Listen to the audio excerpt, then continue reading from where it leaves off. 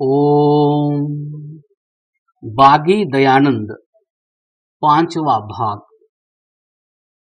मुसलमानों और ईसाइयों की ओर से यह कहा जा रहा है कि उनमें अधिसंख्य यहाँ की छोटी जातियों, अनुसूचित जातियों, जनजातियों, गिरिजनों आदि में से हैं, क्योंकि यही लोग भारत के मूल निवासी हैं। इसलिए हिंदू से मुसलमान व ईसाई बने लोग ही इस देश के मालिक हैं, अन्य सब विदेशी हैं। अंग्रेज चले गए पर भारत पर सबसे पहले आक्रमण करके यहाँ बसे विदेशी आर्य नहीं गए। जो सबसे पहले आए थे उन्हें सबसे पहले जाना चाहिए था। आर्यों के विदेशी होने की मान्यता का फलितार्थ विभिन्न रूपों में हमारे सामने आ रहा है। 4 सितंबर 1977 को संसद में राष्ट्रपति द्वारा मनोनीत सदस्य फ्रैंक एंथोनी ने कहा, Sanskrit should be deleted from the 8th schedule of the constitution because it is a foreign language brought to this country by foreign invaders, the Aryans. Indian Express सितंबर 9, 1977। अर्थात विदेशी आर्यों द्वारा भारत में लाई गई संस्कृत विदेशी भाषा होने के कारण उसे संविधान के 8वें परिशिष्ट में परिगणित भारतीय भाषाओं की सूची में से निकाल देना चाहिए। सन 1978 के आरंभ में भारत ने अपना पहला उपग्रह अंतरिक्ष में छोड़ा था। उसका नाम भारत के प्राचीन वैज्ञानिक आर्यभट्ट के नाम पर रखा गया था। 23 फरवरी 1978 को द्रमुक अर्थात द्रविड़ मुनेत्र कशगम के प्रतिनिधि लक्ष्मणन ने इस नाम पर आपत्ति करते हुए राज्यसभा में मांग की थी कि आर्यभट्ट नाम के विदेशी होने के कारण उसके स्थान पर कोई भारतीय नाम रखा जाना चाहिए। कई वर्ष पूर्व तमिलनाडु के सलेम नामक नगर में मर्यादा पुरुषोत्तम राम के आर्य संतान होने के कारण उनकी मूर्ति के गले में जोतों की माला डालकर झाड़ुओं से मारते हुए जुलूस निकाला गया था। इस सब के मूल में आर्यों के विदेशी होने की भ्रांत धारणा है। वस्तुतः स्वतंत्रता आंदोलन का आधार यही है कि यह देश सदा से हमारा है, इसीलिए इस पर शासन करने का अधिकार इसके मूल निवासी आर्यों का ही है। आर्यों का आदि देश। ऋषि क्रांतदर्शी होता है। ऋषि दयानंद पहला व्यक्ति था जिसने पाश्चात्यों की इस विनाशकारी कूटनीतिक चाल को समझा और इसके विरुद्ध आवाज उठाई। उन्होंने घोषणा की, किसी संस्कृत ग्रंथ में या इतिहास में नहीं लिखा कि आर्य लोग ईरान से आए और यहाँ के जंगलियों से लड़कर जय पाके उन्हें निकाल के इस देश के राजा हुए। पुनः विदेशियों का लेख कैसे माननीय हो सकता है? आर्य लोग सृष्टि के आदि में कुछ काल के पश्चात तिब्बत से सीधे इसी देश में आकर बसे थे। इससे पूर्व इस देश का कोई नाम भी नहीं था और न आर्यों से पहले इस देश में कोई बसते थे। इस विषय का विस्तृत विवेचन हमारे ग्रंथ आर्यों का आदि देश और उनकी सभ्यता में उपलब्ध है। आर्यों ने ही इस देश को बसाया और आर्यावर्त नाम दिया।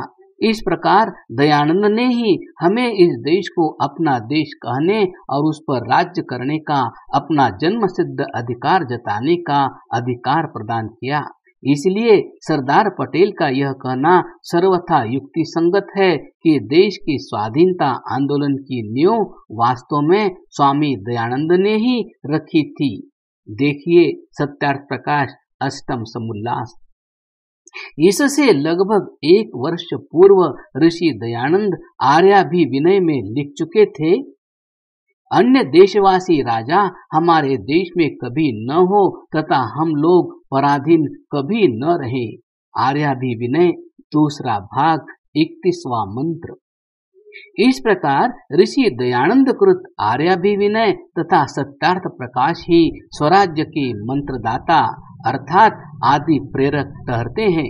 दयानंद के अतिरिक्त अन्य कोई इसमें भागीदार नहीं है। मानवेर आदि जन्मभूमि। ऋषि दयानंद ने सत्यार्थ प्रकाश के अष्टम समोल्लास में त्रिविष्टप अर्थात तिब्बत में मनुष्यों की आदि सृष्टि होना माना है। इस विषय में वहां उन्होंने कोई प्रमाण प्रस्तुत नहीं किया। निश्चय ही यह उनकी आर्ष बुद्धि का चमत्कार है।